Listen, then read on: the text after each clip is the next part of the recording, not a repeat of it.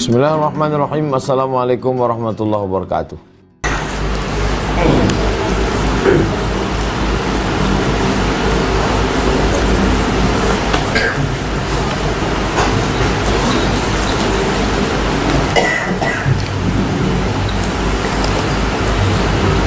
Apa hukum healing? Healing itu artinya orang sakit jiwa sedang berobat. Orang yang stres, depresi, dia mau sehat, pergi ke puncak Lawang, naik ke atas nengok, dia sedang healing supaya sehat. Itu asal kata healing. Sekarang diartikan orang healing jalan-jalan.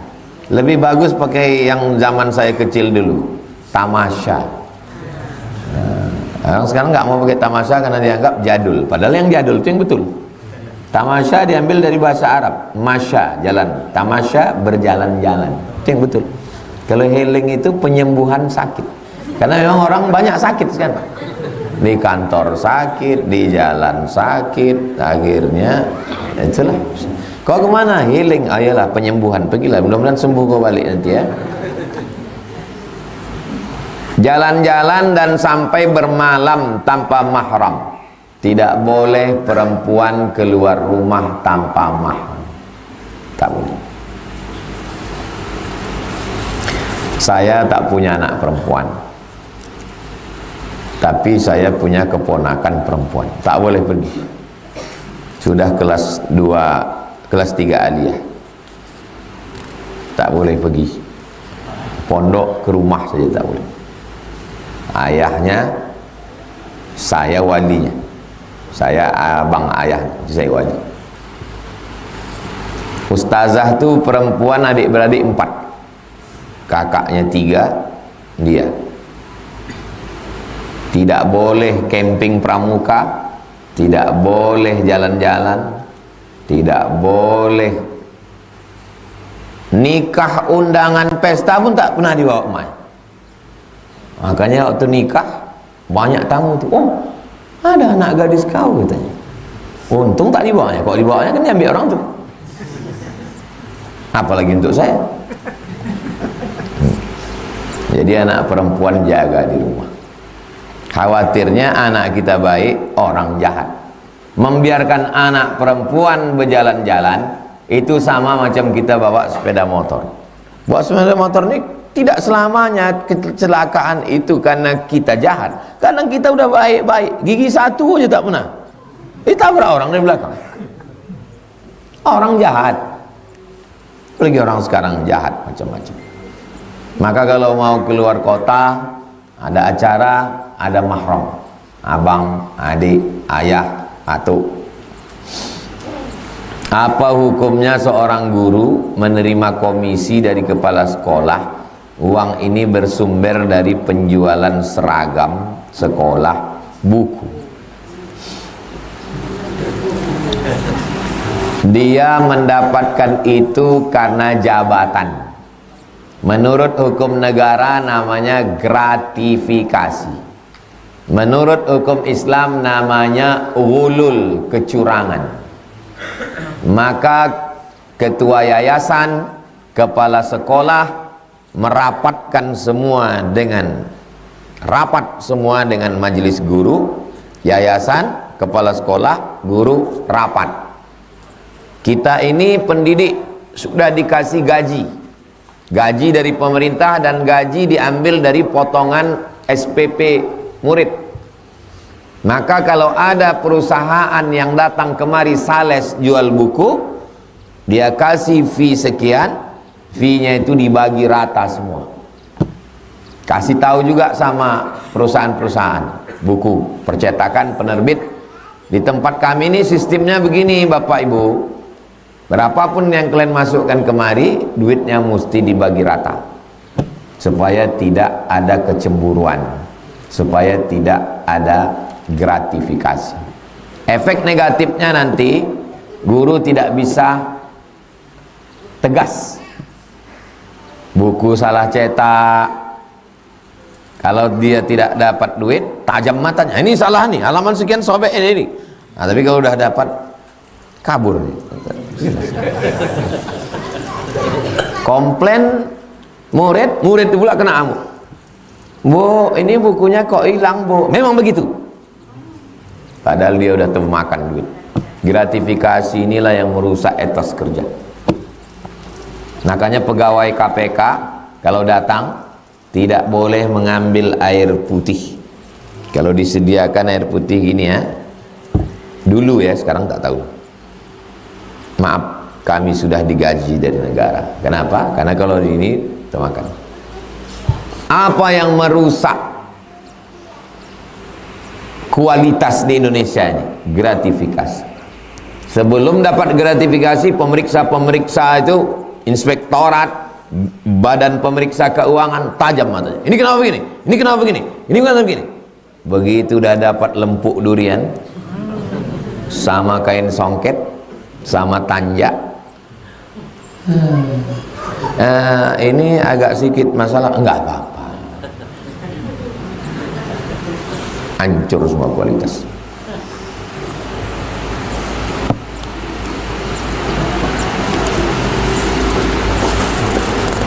Dalam satu hadis disebutkan bahwa pertama dihisab adalah umur. Inna awwala ma yuhad la tazulu qadama 'abdin, tidak bergerak kaki anak Adam hatta yus'al, sampai dia disoal. Yang pertama disoal an umrihi fima afnah, umurnya kemana dihabiskan. Yang kedua an ilmihi fima amil, ilmunya sudah diamalkan atau belum. Yang ketiga an malihi min aina iktasabahu wa fima anfaqahu, hartanya dapat dari mana dipakai kemana. Yang keempat an jismihi fima ablah, badannya dipakai kemananya. Tapi dalam hadis lain bahwa yang pertama ditanya adalah solat. Inna awwala ma yuhasabul bil abdu yaumal qiyamah salatuhu. Yang pertama kali dihisab nanti pada hari kiamat adalah solatnya. Kontradiktif hadis nih Pak Ustadz. Karena banyaknya hadis kontradiktif, maka ulama menulis kitab namanya Mukhtaliful Hadis. Kalau di Usuluddin ada satu mata kuliah khusus, nama mata kuliahnya Mukhtaliful Hadis. Yang pertama kali menulis kitab Mukhtaliful Hadis Imam Syafi'i. Hadis-hadis yang kelihatannya ikhtilaf, sebetulnya tidak ada ikhtilaf. Termasuklah tentang hadis mana yang pertama kali nanti ditanya, apakah sholat atau umur. Maka ketika kita berdiri di padang mahsyar, kita dalam keadaan tegak, kaki kita tidak akan bergeser sampai ditanya Allah SWT an umur, tentang pribadi diri kita. Yang pertama ditanya adalah umur. Tapi kalau tentang ibadah, sholat, zakat, puasa, haji, umroh, zikir, baca Quran, maka yang pertama ditanya adalah sholat. Sholat yang dimaksud dalam hadis itu innama awwala ma yuhasabu bil abdu yaumal qiyamah sholatuhu, maksudnya seluruh ibadah yang mahdoh yang pertama ditanya adalah sholat. Tapi kalau tentang seluruh nikmat, yang pertama ditanya adalah umur. Tak ada kontradiktif. Yang pertama masuk Islam sebetulnya Abu Bakar atau Ali atau Khadijah Pak Ustadz. Kata buku ini Abu Bakar, kata ini Ali, kata ini Khadijah. Tiga-tiganya betul. Loh, kok bisa? Yang pertama laki-laki masuk Islam Abu Bakar. Yang pertama perempuan masuk Islam Aisyah. Terus Ali, yang pertama masuk Islam anak-anak belum akil balik. Oh, bulat. Apakah orang munafik itu kekal dalam api neraka? Innal munafiqina fid darkil asfali minan nar. Orang munafik itu di dalam keraknya neraka. Jadi neraka itu susunannya ke atas, bukan ke samping. Neraka. Nah, ke atas. Yang paling panas, yang paling bawah, apinya di bawah. Nah, orang munafik itu letaknya di mana? Fidarkil aspal, aspal. Bukan aspal itu. Aspal itu artinya yang paling bawah. Apakah kekal dia di dalam? Yang kekal di dalam neraka itu hanya orang kafir. Adapun orang tidak kafir, selama dia mengakui ada Allah, Nabi Muhammad Rasulullah, walaupun imannya sebesar biji sawi, sebesar tai coro, ada imannya, maka dia tetap masuk surga. Tapi udah diobok-obok lah dalam neraka itu. Sedangkan kita ini, makanya jangan minta surga. Jangan minta surga, karena semua umat Nabi Muhammad pasti masuk surga. Tapi mintalah selamat dari neraka, karena tak semua umat Nabi Muhammad selamat dari neraka. Saya minta surga, nggak apa-apa minta surga. Ini ungkapan. Jangan minta surga, karena semua umat Nabi Muhammad masuk surga. Tapi mintalah selamat dari api neraka, karena tak semua umat Nabi Muhammad selamat dari api neraka. Boleh untuk update status yang ini. Atau pada akhirnya akan masuk surga semua orang beriman kepada Allah, kepada Rasulullah, akhirnya masuk surga. Nanti di tengkuknya ditempel mantan penghuni neraka. Jadi kalian kalau udah masuk surga, menengok tengkuk orang aja lah kerja kalian.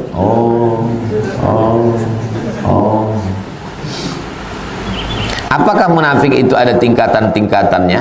Ada munafik kelas ekonomi, munafik kelas VIP, munafik kelas VVIP. Ada yang agak-agak munafik sedikit, ada yang munafik betul. Lain sembahyang sendiri sama sembahyang depan orang ramai, itu munafik. Jadi munafik-munafik kelas-kelas KW 9 lah. Kok sendiri sembahyang cepat, tapi kalau tahiyatul masjid di masjid Yasin rokaat pertama. Kenapa pula beda? Yang menengok kita kan Allah yang sama. Apakah malaikat itu berjenis kelamin laki-laki dan perempuan, Pak Ustaz? Malaikat itu tidak disebutkan jenis kelaminnya, apakah laki-laki atau perempuan. Perkara malaikat adalah perkara sam'iyat, sam'iyat yang didengar. Kita tidak boleh berijtihad di situ. Jadi yang berijtihad itu dalam masalah fikih, masalah halal, haram, makruh, mubah. Adapun masalah malaikat itu jenis kelaminnya apa, sam'iyat. Asal tak ada dalil, tawakuf, diam. Tak ada dalil, bukan diam. Tapi kalau dapat ada ayatnya, ada hadisnya, baru kita boleh. Cari Sahih Bukhari, Sahih Muslim, Sunan Abi Daud, Sunan Nasai, Sunan Tirmidzi, Sunan Ibn Majah, Muwatta Malik, Musnad Ahmad bin Hanbal, tak ada. Maka kita diam, tawakuf namanya. Karena ini masalah sam'iyah, yang didengar. Apakah anggur fermentasi termasuk haram? Karena di dalamnya tidak ada alkohol. Blender itu anggur, saring airnya, masukkan ke dalam botol, tutup, biarkan 3 hari, 4 hari, seminggu, bebuih dia. Maka otomatis muncul satu unsur di dalamnya, namanya alkohol. Alkohol itulah yang haram. Tidak hanya terjadi pada anggur, terjadi pada nira.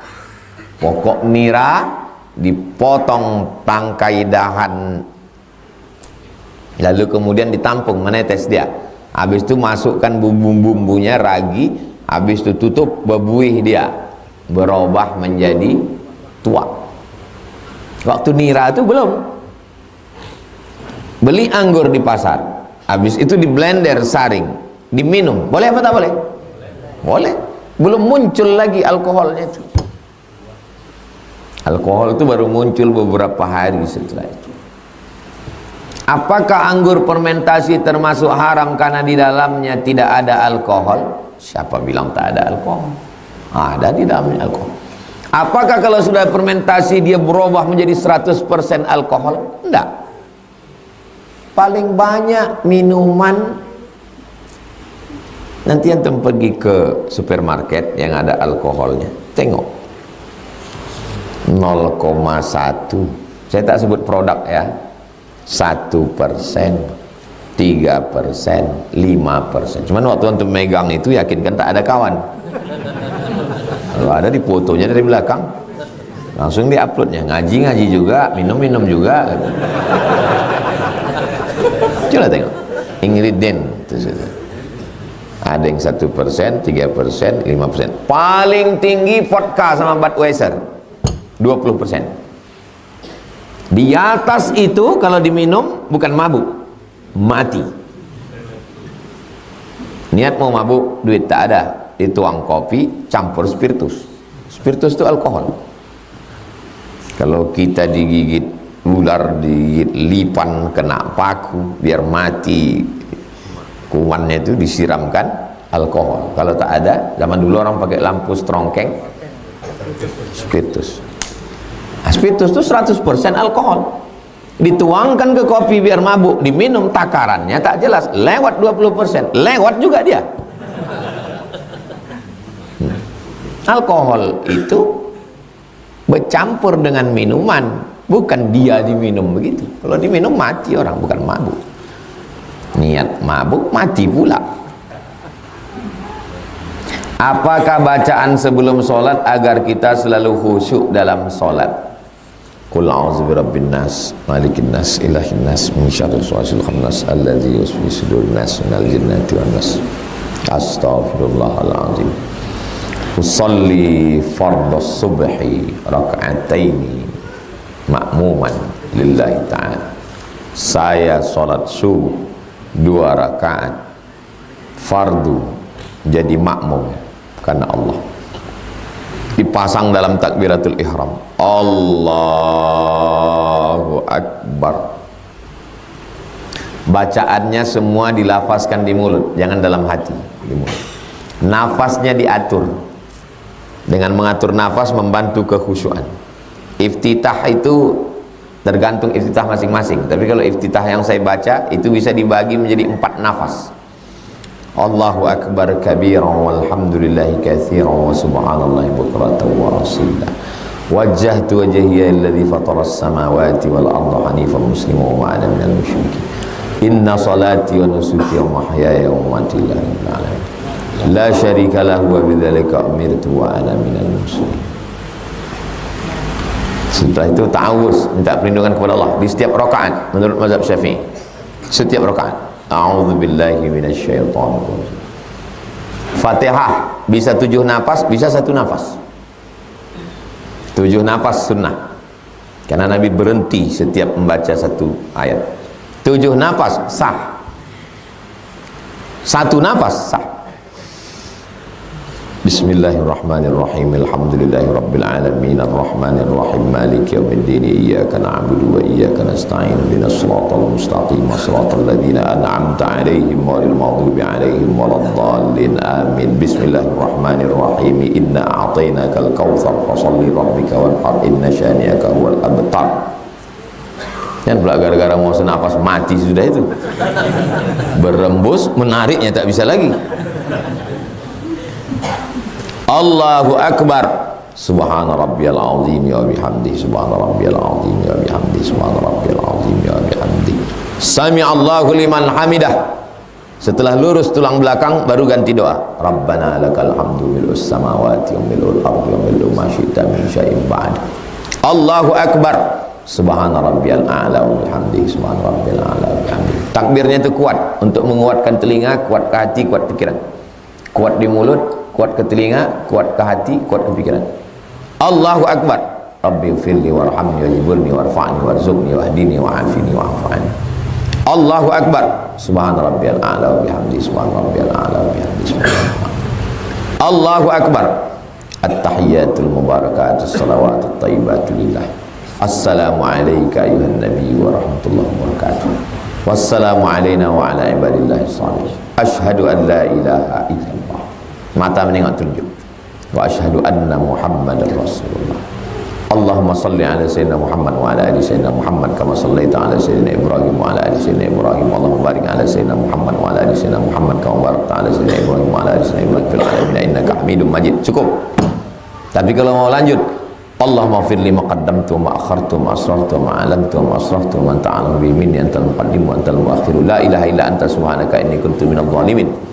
Minta perlindungan dari 4. Allahumma inni a'udzubika min adzabi jahannam, min adzabil qabri wa min fitnatil mahya wal mamat, min syarri fitnatil masih dajjal. Tutup dengan doa penutup.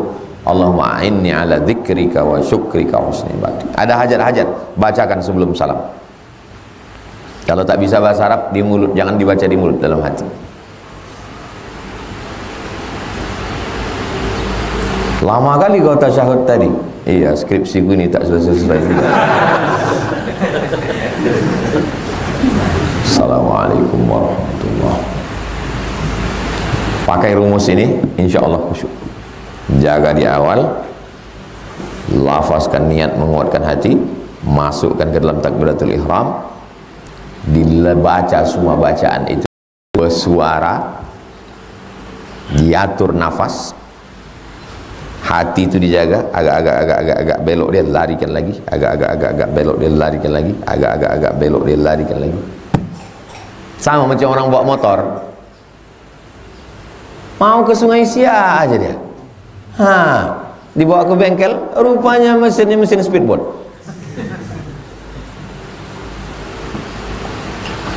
Begitulah hidup ini.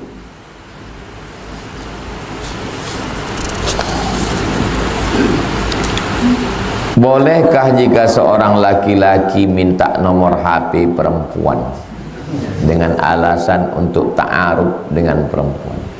Karena laki-laki ini mengaku sudah paham dengan ta'aruf secara Islam, dan si laki-laki ini merasa tidak masalah kalau ngobrol lewat HP. Al-aslu fil asya al-ibahah. Hukum segala hukum adalah mubah. Asal hukum bukan haram, mubah. Kapan dia jadi haram? Illa ma dalla alaihi dalil. Kalau ada dalil yang mengharamkan baru haram. Jadi di Quran, hai orang beriman, janganlah kamu simpan nomor HP orang. Ada? Tak ada. Dalam hadis pun tak ada, ijma' pun tak ada, qiyas pun tak ada. Lalu haramnya itu dari mana? Dasar pengambilan hukum dalam Islam 10. Quran, hadis, ijma', qiyas, syar'u man qablana, qaulus sahabi, istihsan, istishab, urf, saddud dzari'ah, menutup pintu. Apa hukum duduk-duduk di taman kota laki-laki perempuan berdua? Mau dibilang haram? Di mana letak haramnya? Di taman kota depan kantor wali kota, duduk berdua laki-laki perempuan, orang ramai. Tapi dengan sadduz zari'ah haram. Kenapa? Karena kalau dibiarkan ini membuka pintu, nanti ujung-ujungnya ke hotel. Check in nanti di dalam. Maka ditutup pintu itu, namanya sadduz zari'ah. Tutup. Tutup. Tak boleh. Begitu juga dengan handphone ini, tutup. Saya mau konsultasi keluarga dengan Ustadz Somad, boleh saya WA dia? No. Tidak ada jamaah perempuan bisa me-WA saya langsung. Bukan karena saya takut istri saya, dia tak pernah ngecek handphone saya, dan handphone saya tidak pakai password. Dan saya tidak termasuk anggota Persatuan Laki Takut Bini. Saya menjaga diri saya. Maka siapapun yang mau bertanya ke saya perempuan, melalui tim, melalui Ustaz Endri, melalui Al-Fadini, melalui tim yang ada keliling, tim media. Nanti tim itu ngasih ke saya, baru saya kasih jawaban ke dia melalui voicemail. Untuk apa? Menghindari fitnah. Masa ada setan yang menggoda Ustadz? Ada. Setannya alumni Kairo juga, lulusan Fir'aun Institute, sama-sama dari Mesir kami.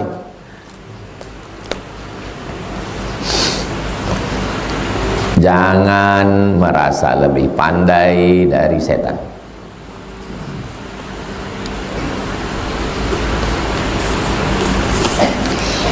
Bagaimana sikap seorang perempuan terhadap suami yang pencemburu? Alhamdulillah. Karena kalau suami tak ada rasa cemburu, bisa jadi dia homo, bisa jadi dia dayus. Ibu posting foto di YouTube, internet, diam dia. Ibu dibonceng orang, diam dia. Berarti dia dayus. La yadkhulul jannata dayus, tak masuk surga dayus.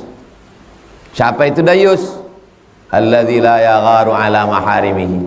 Orang yang tak ada rasa cemburu kepada mahramnya, adiknya, kakaknya, makciknya, istrinya, tak ada rasa cemburu.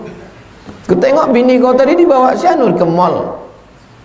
Biasa, masa kita aja yang bahagia, kawan kita pun ingin bahagia juga. Kawan ini. Tapi kalau cemburunya melampau, sampai-sampai ibu beli genjer di pasar Kambojanya, tiba-tiba bengkak-bengkak muka tukang kangkung tuh kena tinju. Di sini biniku tadi belanja, ya berani kau jual sama dia, pak. Ini kita antarkan ke kilometer 11. Gila dia. Kalau tak mau bini kita ngobrol sama tukang sayur, kita belanja beli sayur. Kalau tak mau bini kita ngobrol sama supir, kita nyupir dia kemana-mana. Begitu prinsipnya. Ini suruh ngantar tak mau. Bang, antar aku ya. Enggak. Balik dia naik Grab.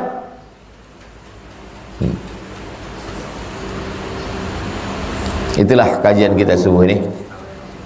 Mudah-mudahan bermanfaat untuk kita, untuk umat semua insyaallah. Amin ya rabbal alamin. Ala hazihi niyah, untuk niat yang baik-baik. Al-Fatihah.